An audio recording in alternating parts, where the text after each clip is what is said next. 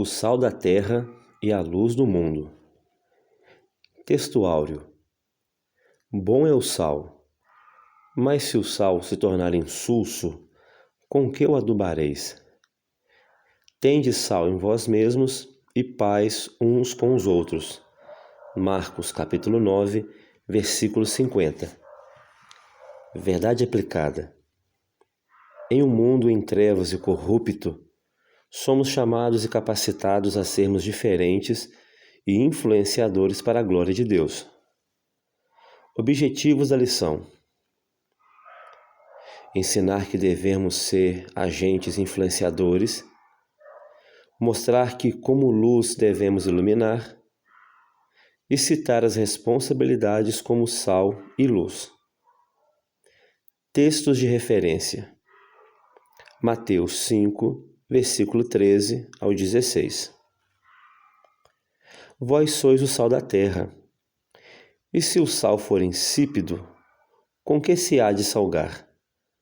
Para nada mais presta, senão para se lançar fora e ser pisado pelos homens. Vós sois a luz do mundo. Não se pode esconder uma cidade edificada sobre um monte, e nem se acende a candeia e se coloca debaixo do alqueire, mas no velador, e dá a luz a todos que estão na casa. Assim resplandeça a vossa luz diante dos homens, para que vejam as vossas obras e glorifiquem a vosso Pai que está nos céus. Introdução. Jesus ressaltou a importância de sermos o sal e a luz do mundo. O sal e a luz são metáforas que denotam a influência positiva que os filhos de Deus devem exercer no mundo. Capítulo 1.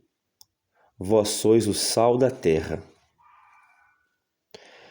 Ao fazer tal declaração, Jesus revela a dupla função que devemos exercer nesse mundo avesso e pecaminoso. Somos sal e luz, agentes influenciadores. 1.1. A importância de uma vida constante. Jesus não disse que temos sal ou que temos luz. Ele disse: vós sois.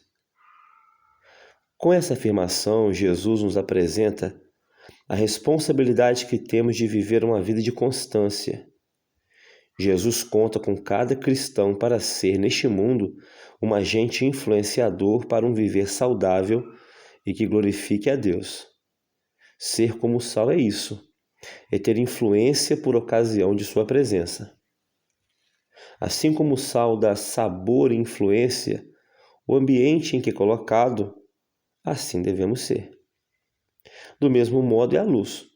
Ela está em oposição às trevas, e aonde ela chega, as trevas devem sair, porque não existe comunhão entre ambas. Ou a luz predomina, ou as trevas.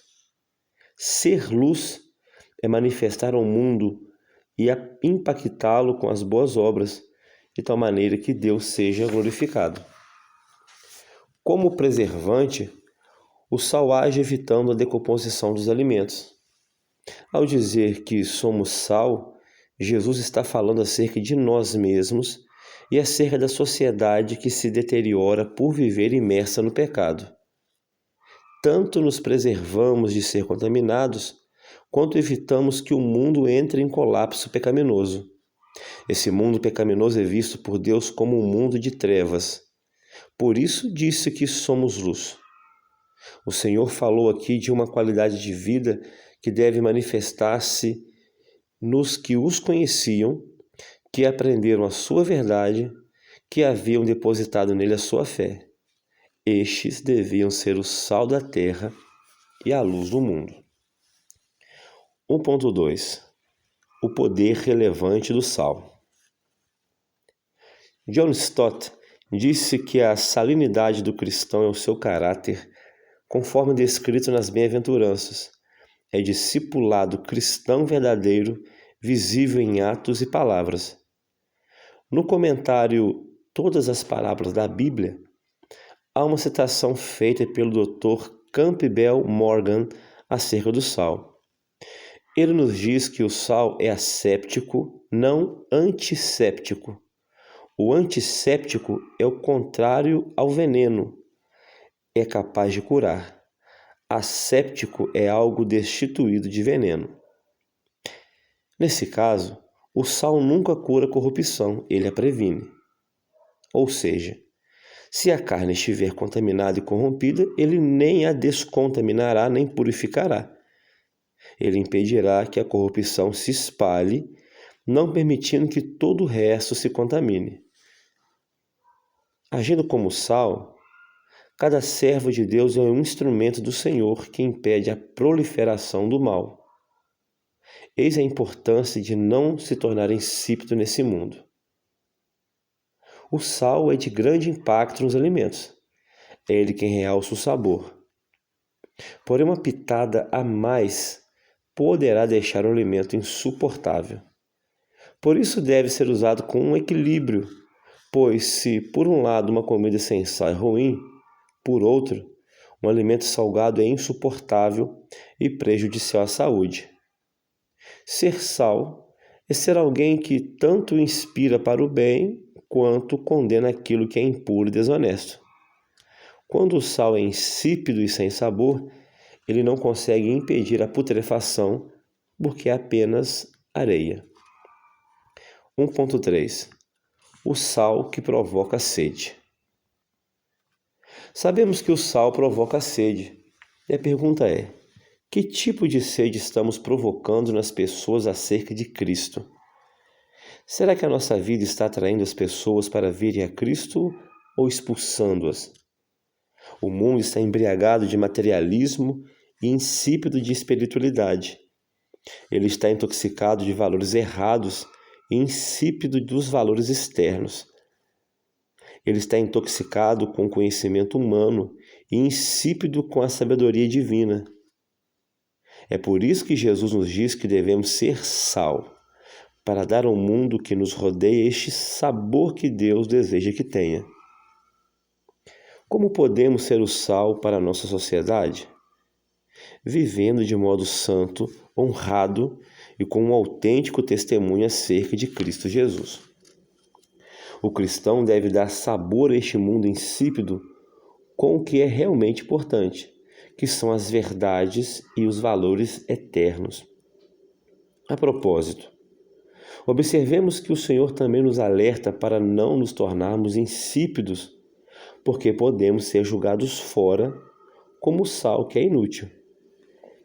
Temos não somente que agir como sal, mas viver como sal, sem perder a influência e sem se deixar contaminar pelo que o mundo tem. Estamos aqui tanto para impedir a deterioração imediata do mundo, quanto para dar-lhe um novo sabor ao provocarmos nele sede. No capítulo 1, nós aprendemos que, ao fazer tal declaração, Jesus revela a dupla função que devemos exercer nesse mundo avesso e pecaminoso. Somos sal e luz, os agentes e influenciadores. Capítulo 2 Vós sois a luz do mundo. Não existe outro motivo para a existência da luz a não ser para que ilumine. Não existe outra forma de iluminar esse mundo de trevas a não ser testemunhando. 2.1 A luz deve brilhar. Brilhar faz parte da natureza da luz e é para isso que ela existe. Jesus disse que somos luz para este mundo. Como filhos de Deus, devemos brilhar em meio às densas trevas deste mundo pecaminoso. E como podemos nos tornar um luzeiro moral e espiritual neste mundo avesso à vontade de Deus? Vivendo de acordo com as Escrituras. Nosso compromisso com Jesus Cristo deve nos conduzir a viver uma vida que sirva também de modelo para aqueles que estão ao nosso redor. Em meio às trevas morais que ofuscam a humanidade, a Igreja de Cristo faz resplandecer o brilho da esperança. O sal é dissolvido no serviço e a luz se desgasta ao brilhar. O bom discípulo de Cristo está envolvido tanto pelo serviço quanto no sacrifício. A advertência de não colocar debaixo do alqueire, mas sim no velador, apresenta a ideia do compromisso que temos em não permitir que esse brilho se extinga. Assim como a característica natural da luz é brilhar, nosso dever cristão é praticar o amor e a correta conduta cristã entre os homens. Comunicar a palavra de Deus é deixar a luz brilhar, como também o é viver segundo as Escrituras diante dos homens. 2.2 Não se pode esconder uma luz. Jesus deixou bem claro que a luz foi criada para iluminar, e isso não pode acontecer se ela estiver escondida.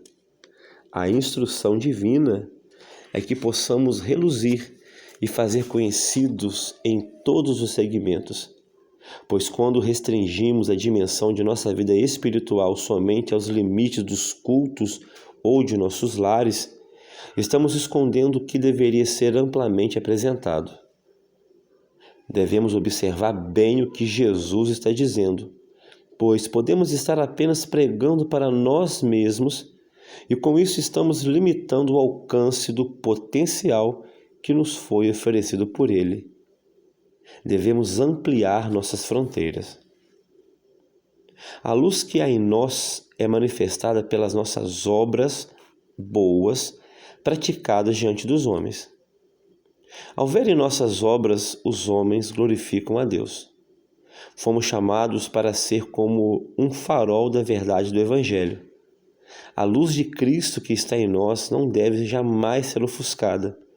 Somos chamados a influenciar o mundo por intermédio da frutificação e do anúncio do Evangelho de Cristo, que é o poder de Deus. É através daquilo que fazemos e anunciamos que Cristo é glorificado. Não podemos ficar calados, devemos anunciar em todo o tempo. 2.3 Cristo, a nossa fonte de luz. Acerca de si mesmo, Jesus disse ser a luz do mundo, a fonte de luz que jorra para todos. Assim como a lâmpada, naquele tempo, precisava de combustível para produzir luz, nós dependemos da fonte e precisamos estar conectados a ela em todo o tempo para poder manter a chama sempre acesa. Jesus disse que não há como ficarmos escondidos sendo luz. Todos estão nos vendo, reparando nossas atitudes e testemunho. Somos como uma cidade sobre um monte, cujo brilho chama atenção a todos. O texto nos ensina que é a nossa luz que deve brilhar, e não nós. A luz que brilha em nós é a vida compartilhada por Cristo. O discípulo de Cristo tem a incumbência de permitir que os raios da luz circulem livremente sem obstruir o caminho da luz. Ao levar a luz do Evangelho ao mundo, necessariamente temos que revelar coisas que as pessoas preferem deixar escondido. A luz é desconfortável para aqueles que estão acostumados com o escuro. No capítulo 2, nós aprendemos que não existe outro motivo para a existência da luz a não ser para iluminar. Não existe outra forma de iluminar esse mundo de trevas a não ser testemunhando. Capítulo 3. Nossas responsabilidades como sal e luz. Existe uma perfeita harmonia entre o sal e a luz. Porém, num gesto muito elegante e amoroso, Jesus nos advertiu acerca de nossa importância em mantê-los sempre ativos. 3.1 Tende sal em vós mesmos. Com essa amorosa advertência, o Senhor nos convida a priorizar nossa essência. Ter sal em si mesmo é julgar o pecado primeiramente em nossas próprias vidas. Que honra existe em ensinar outros a fazer o que nunca fazemos. Ter sal é permitir que o Espírito Santo e a Palavra de Deus nos limpem e elimine os elementos destrutivos que existem dentro de nós. A Palavra de Deus nos limpa, nos traz paz e nos prepara da melhor maneira para a obra mais importante para o qual fomos chamados neste mundo, que era anunciar o Evangelho de nosso Senhor Jesus Cristo. Somos o sal da terra e nosso Deus espera que exerçamos essa influência benéfica e purificadora para manter o verdadeiro caráter cristão e integridade. Jesus advertiu acerca do destino do sal que se torna insípido. Ele disse que prestava apenas para se lançar fora e ser pisado pelos homens. O que significa no reino espiritual que o Senhor está falando? Cremos tratar-se de uma séria advertência, ser envergonhado e depois descartado. O que torna o sal insípido? Não levar a sério as advertências de Jesus em não romper com os padrões que devemos combater. Onde o sal penetra, deve haver alterações. 3.2 Quem pratica a verdade vem para a luz. Observemos que a mesma advertência dada ao sal também foi dada à luz. Se o sal pode perder o sabor, a luz também pode perder o seu brilho. Duas coisas importantes chamam a nossa atenção. Primeiro, os que praticam a verdade vêm para a luz. Segundo, quem é luz deve ser exemplo da verdade. Essa é a nossa responsabilidade para com aqueles que nos observam. Que influência pode ter uma lamparina apagada na escuridão? Assim também é a vida de um cristão sem o brilho da graça divina na sua vida. Cuidemos para que as nossas lâmpadas não se apaguem como as das 5 virgens loucas. A ausência da luz na vida de um cristão pode significar várias coisas, inclusive uma vida de trevas. Vir para a luz nada mais é do que assumir aquilo que realmente somos, filhos da luz. Antes vivíamos um mundo de trevas, sem qualquer aprovação divina. Éramos filhos da ira, estávamos condenados à punição divina. Mas o Senhor, com seu grandioso amor, nos transportou de um reino de trevas para o seu reino da sua maravilhosa luz. Por esse motivo, andar na luz é nosso caminho diário. 3.3 Sal e luz, uma perfeita combinação. Enquanto o sal serve para dar sabor onde penetra, a luz deve, por vez, iluminar o ambiente onde a escuridão é predominante. Como seria um mundo sem sal e sem luz? Somente assim podemos compreender a importância do que Jesus falou acerca de nossa posição nesse mundo. O sal impede e interrompe a corrupção. Essa é a nossa responsabilidade, impedir que o mal avance. E como luz, devemos compartilhar a verdade, mostrando o caminho de Deus aos perdidos. Ser sal e luz é uma questão apenas de identidade. É isso que Jesus disse que somos. Somos veículos por meio dos quais a luz brilha, para que os homens tenham fome e sede de Cristo. A figura do sal e da luz suplementam-se entre si. Sendo sal, o cristão faz brotar na pessoa que está na escuridão o desejo e a sede de ser algo diferente, e como luz, ele mostra como essa sede pode ser satisfeita. Como sal e luz, podemos tanto despertar o apetite quanto satisfazê-lo. Jesus nos chamou para exercer influência por onde passamos. Ele nos nomeou para que dessemos frutos. Como sal, impedimos a propagação do mal e como luz, promovemos a verdade e a salvação. No capítulo 3, nós aprendemos que existe uma perfeita harmonia entre o sal e a luz. Porém, Jesus nos advertiu acerca de nossa importância e mantê-los sempre ativos. Conclusão. Ao dizer que somos sal da terra e luz do mundo, Jesus não somente revelou a responsabilidade que temos nesse mundo, mas ressaltou também as virtudes que acrescentou na vida de todos nós. Amém.